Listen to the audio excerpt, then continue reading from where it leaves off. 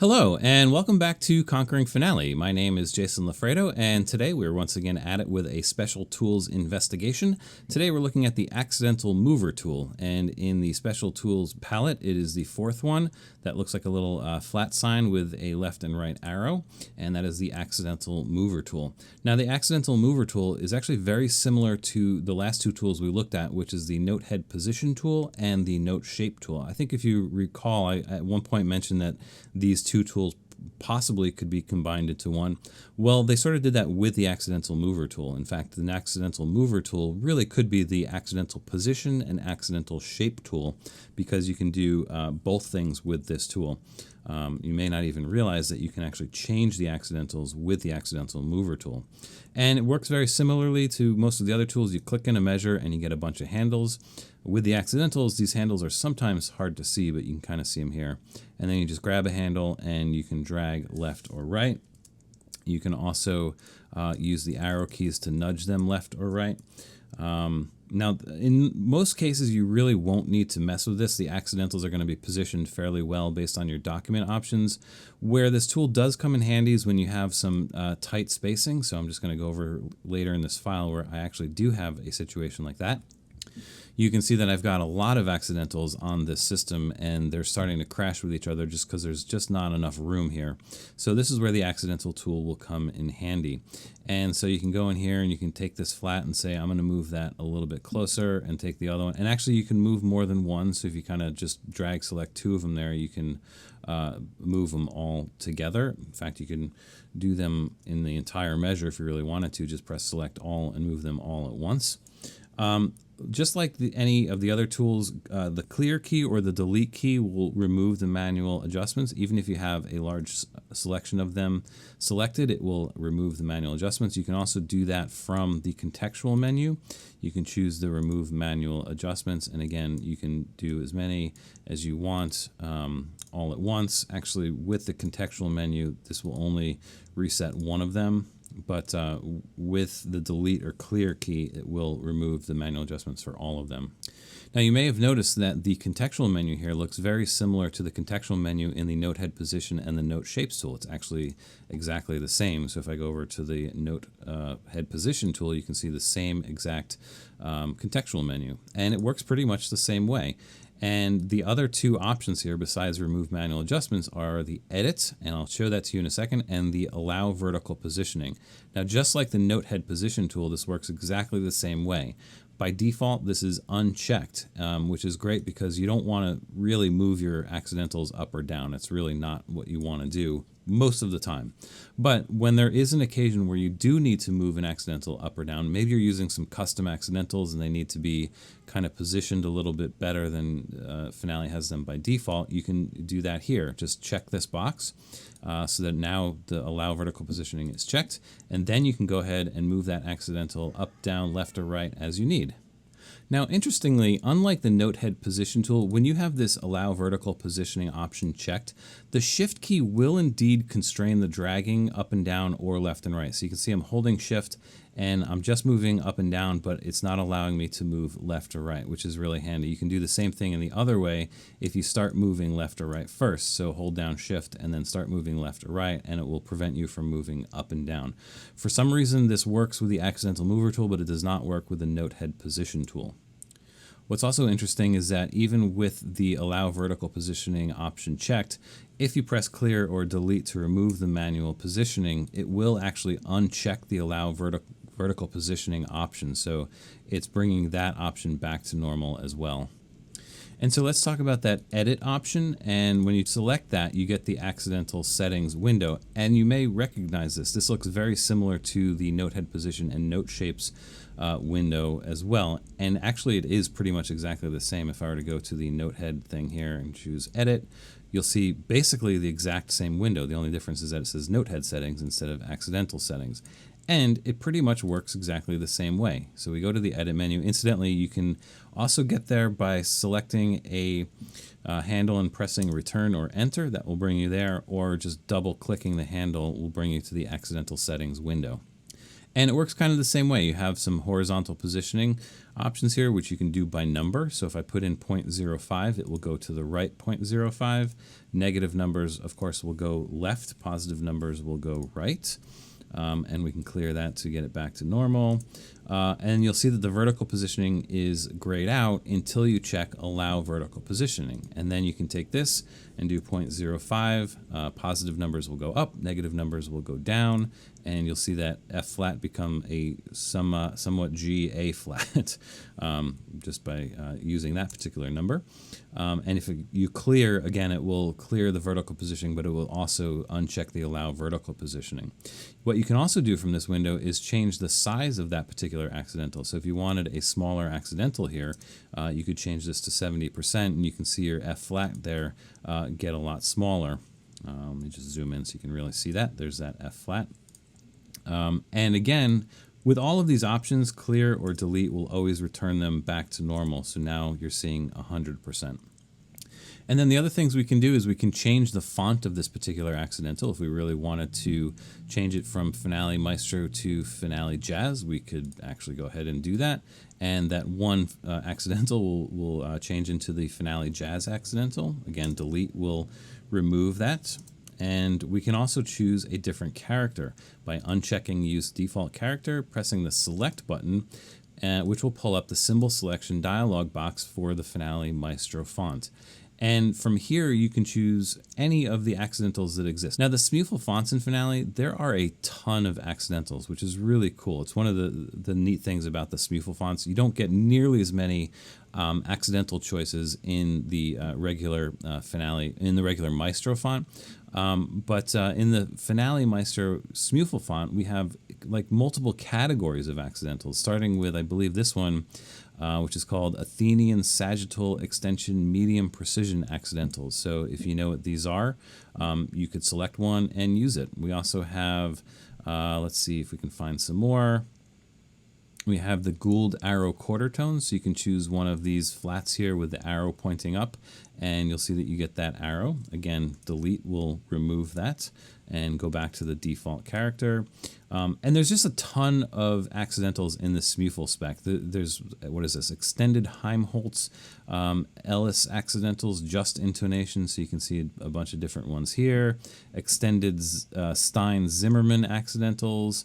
There are some Renaissance accidentals, I believe, medieval and Renaissance accidentals, Persian accidentals, Promethean sagittal accidentals, Sims accidentals, whatever. I don't know what half of these things are. Here's the regular Stein-Zimmermann accidentals, and eventually you get to these standard accidentals. So this is the ones that you and I are probably used to seeing, the flats, the sharps, the naturals, and everything. So there is that as well, and there's a few more down here. Here's some Turkish folk music accidentals, and you can choose any one of these. So I can just choose that flat with a 2 there, and I'll get that particular accidental. So again, the Smufel spec is really cool in this regard because there's a ton of options. If you know what these things are, this will allow you to choose them.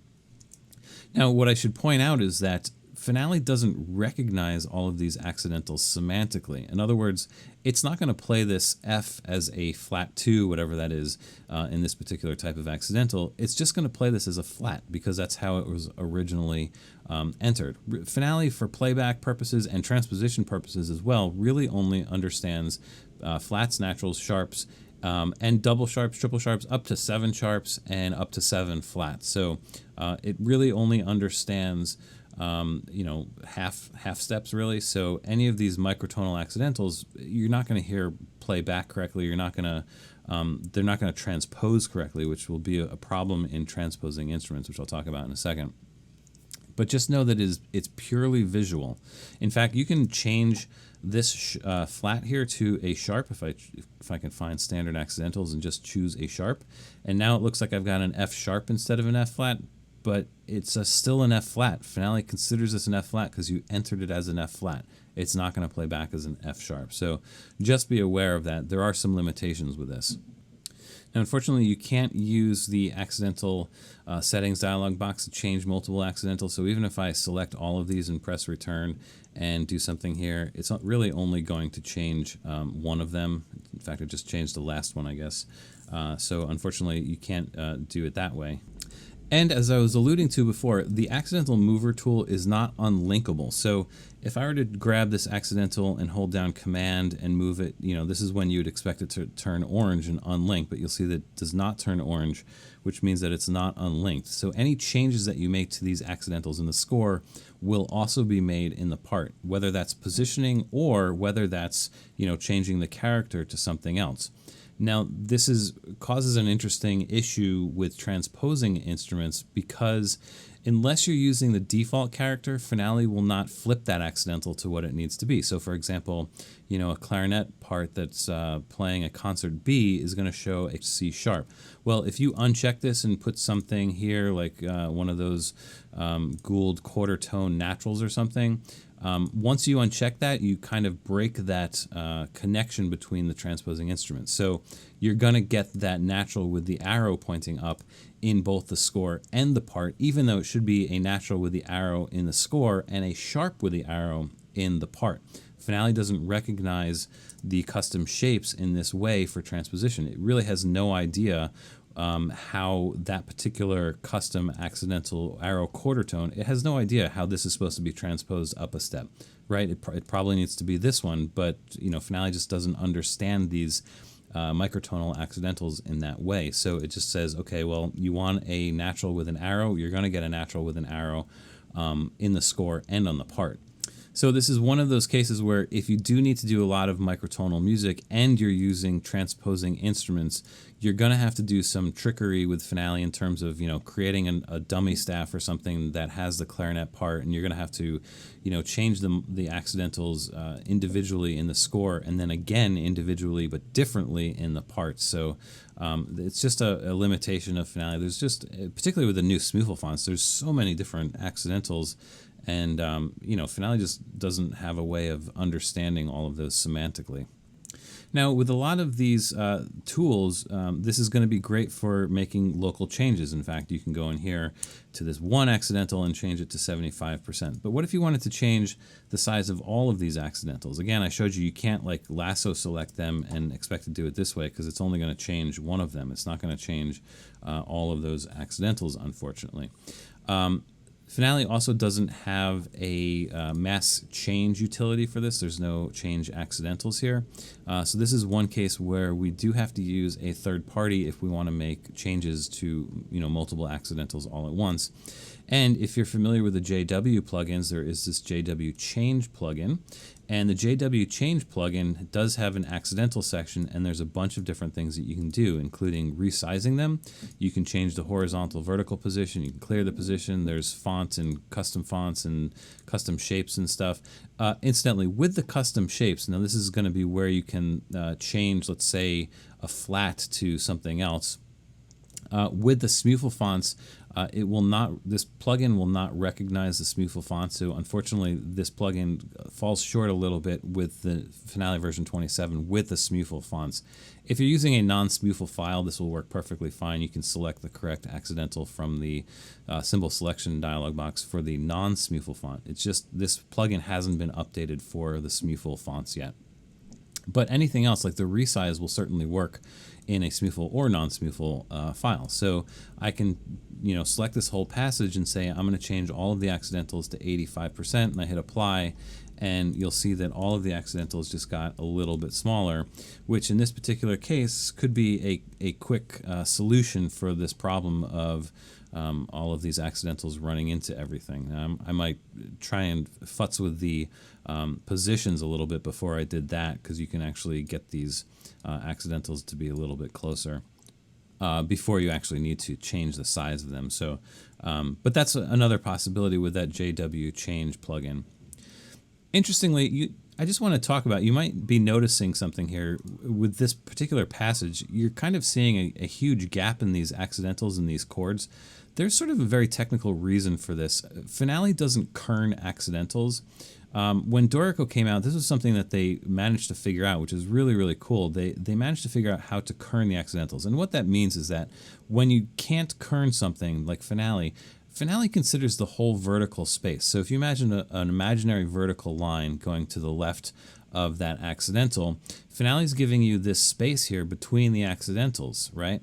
But that's way too much space for what you need because of the vertical offset of it. This accidental here on the F can certainly tuck into the right so that it's kind of overlapping the top accidental. That's what we call kerning.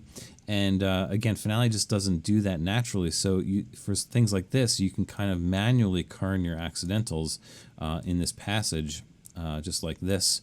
And you'll get a much better result. Unfortunately, just Finale, it's not something that Finale ever had. It's kind of a complicated thing to program, I think, and it's just, with the code being so old, it's something that's never made it into the program yet, and maybe it will at some point. But just by doing some adjustments with the accidental mover tool, you can see how you can kind of clean up this passage and kern these accidentals a little bit better. And now you'll notice that, if I were to draw a vertical line here, they're kind of like right on top of each other. But that's fine because you have this space between the bottom and the top here, which makes it look okay. So just a little technical piece of information here. That's what's going on, and this is a case where using that accidental mover tool can solve this this kerning problem for you in tight passages like this.